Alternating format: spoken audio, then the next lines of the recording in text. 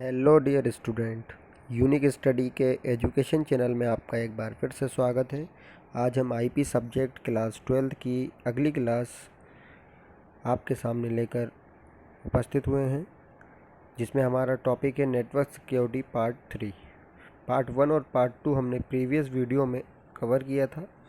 यदि अभी तक आपने वो वीडियो वॉच नहीं की है तो इस वीडियो के डिस्क्रिप्शन बॉक्स में क्लास 11 और क्लास 12 नाम से लिंक दी गई है।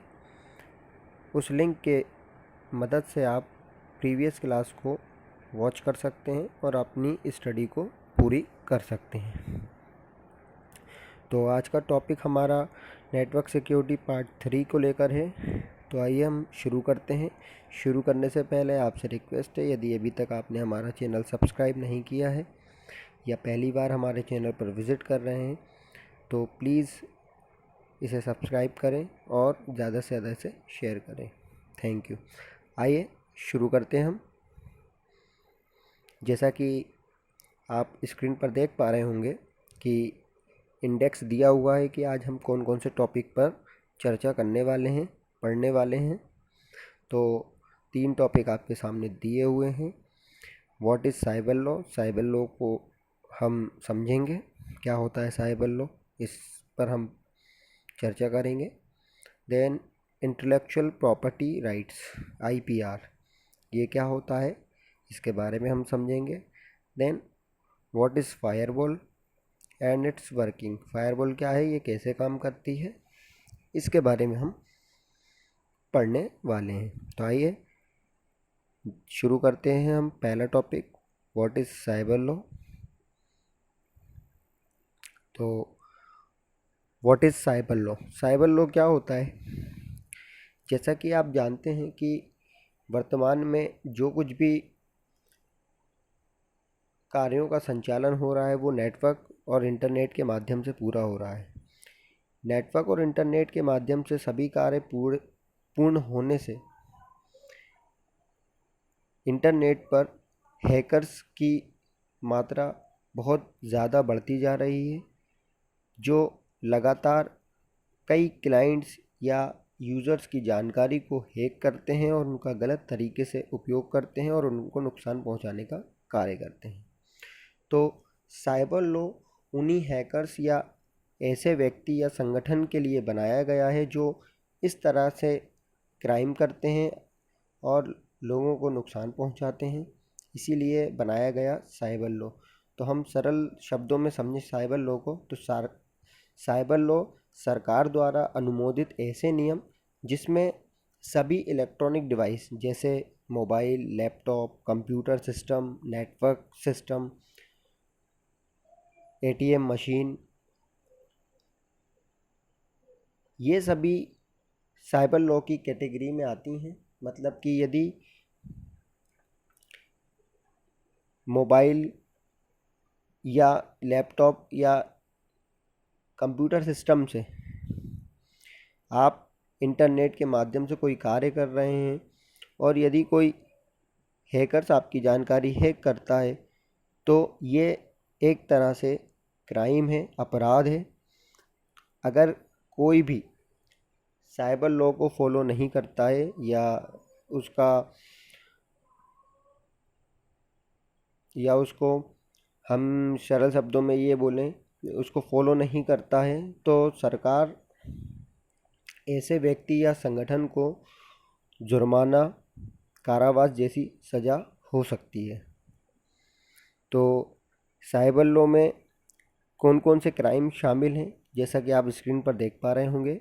साइबर क्राइम में पहला है साइबर क्राइम, मतलब कि इंटरनेट के माध्यम से वो सारी चीज़ें या डेटा को एक्सेस करना और उनका गलत तरीके से उपयोग करना, ये सब साइबर क्राइम होता है। देन इलेक्ट्रॉनिक और डिजिटल हस्ताक्षर, ये भी साइबर लॉ के अंतर्गत ही आता है। देन इंटेलेक्चुअल प्रॉपर्टी, इसके बारे में भी हम समझेंगे, ये भी सब साइबर लॉ के अंदर आता है। देन डेटा प्रोटेक्शन और प्राइवेसी, ये भी साइबर लॉ के अंतर्गत आता है। तो ये सभी साइबर लॉ के अंतर्गत आते हैं, जिनमें से हम आगे इंटेलेक्चुअल प्रॉपर्टी को समझेंगे। आई होप आपको साइबर लॉ के बारे में अच्छे से समझ में आ गया होगा। यदि आपको कोई भी परेशानी हो तो आप मुझे कमेंट्स कर सकते हैं, व्हाट्सएप से जुड़ सकते हैं। व्हाट्सएप पे आप मुझे अपने जो भी मैसेज है वो ड्रॉप कर सकते हैं। मैं शीघ्र ही आपकी जो भी समस्या है उसका सॉल्यूशन करूँगा। आइए अब हम पढ़ते हैं नेक्स्ट टॉपिक, इंटेलेक्चुअल प्रॉपर्टी।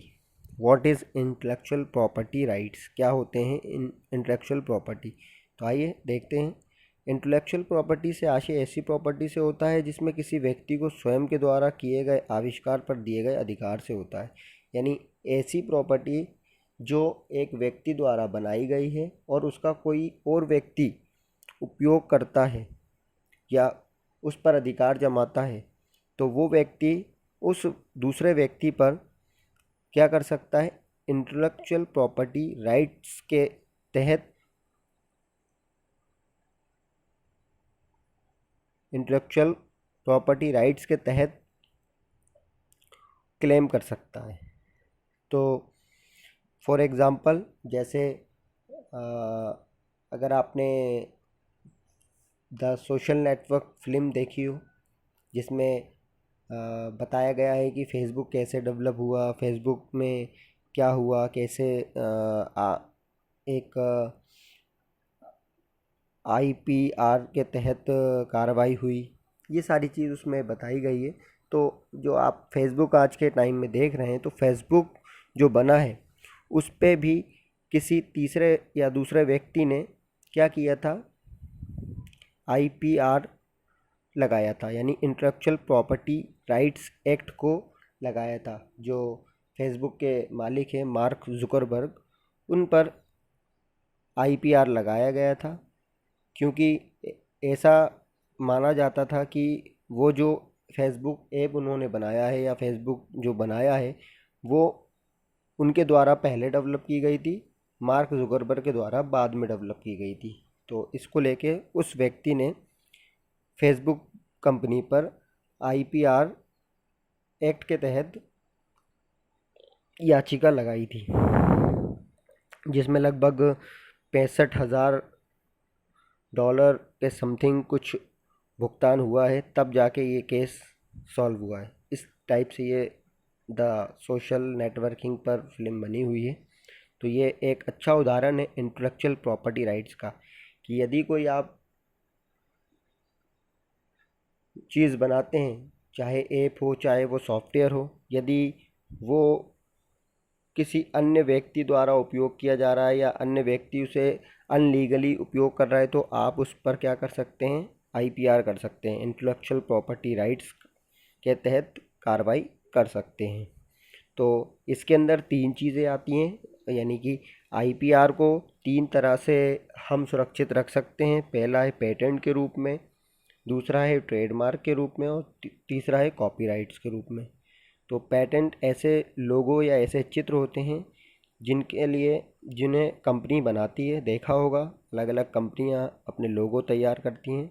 उन लोगों का या उन पेटेंट का उपयोग कोई अन्य व्यक्ति नहीं कर सकता है।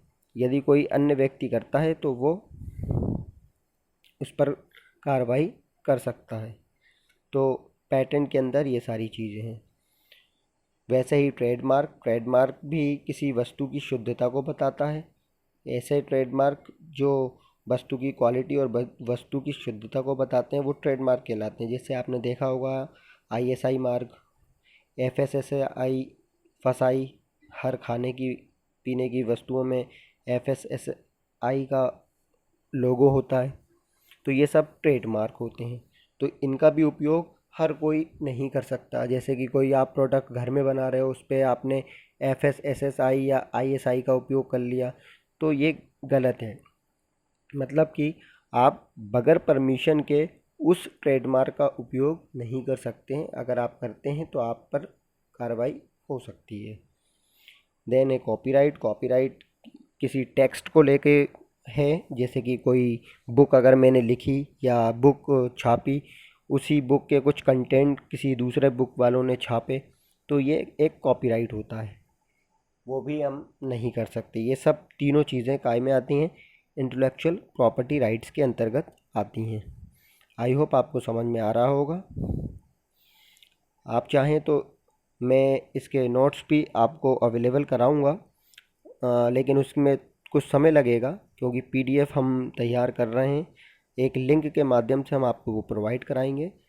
यदि आप ये जितने भी हम वीडियो बना रहे हैं उन सब से रिलेटेड टॉपिक वाइज हम पीडीएफ भी बनाना शुरू कर दिए। यदि आप चाहते हैं पीडीएफ तो आप हमसे व्हाट्सएप नंबर पर संपर्क कर सकते हैं। हम निश्चित ही आपको लिंक के माध्यम से वो नोट्स प्रोवाइड कराएंगे। आइए अब हम हमारा अगला टॉपिक की ओर चलते हैं। जैसा कि आप स्क्रीन पर देख रहे होंगे, फायरवॉल क्या है, फायरवॉल की वर्किंग के बारे में दिया हुआ है। तो आइए हम शुरू करते हैं फायरवॉल के बारे में। तो फायरवॉल एक तरह का सुरक्षा योजना है जो एक सॉफ्टवेयर प्रोग्राम के रूप में रहता है, फिर एक हार्डवेयर डिवाइस के रूप में, जो जब भी हमारा कंप्यूटर इंटरनेट से जुड़ता है तब यही फायरवॉल हमारे कंप्यूटर की तरफ आ रही ट्रैफिक को अंदर आने से रोकता है। उदाहरण के तौर पर मैं आपको बताऊं ये कि जब कभी भी हम कंप्यूटर में इंटरनेट का इस्तेमाल कर किसी वेबसाइट पर जाते हैं या कुछ वीडियो देखते हैं और साथ ही साथ उन्हें डाउनलोड भी करते हैं, या फिर इन सब के अलावा इंटरनेट पर कुछ भी काम कर रहे होते हैं, तो ऐसे में जो भी ट्रैफिक हमारे कंप्यूटर की तरफ आ रहा होता है उसको फायरवॉल रोकता है। वो हमारे कंप्यूटर के नेटवर्क के चारों तरफ दीवार की तरह खड़ा होता है ताकि कंप्यूटर पे कोई अनवांटेड सॉफ्टवेयर अंदर आकर अपने आप इंस्टॉल ना हो जाए, या कोई अनवांटेड फाइल्स कंप्यूटर में ना आ जाए जिसकी वजह से कंप्यूटर पर वायरस का अटैक हो जाए और सारा डाटा डिलीट कर दे। फायरवॉल सिर्फ उन्हीं चीज़ों को अंदर आने के लिए परमिशन देती है जिसको हमने, यानी जो भी यूज़र है उसने परमिशन दी है। इसके अलावा कोई भी मेलवेयर या वायरस को अंदर नहीं आने की परमिशन होती है। तो बात करें हम फायरवॉल की, तो फायरवॉल एक नेटवर्क सुरक्षा के लिए उपयोग किया जाता है।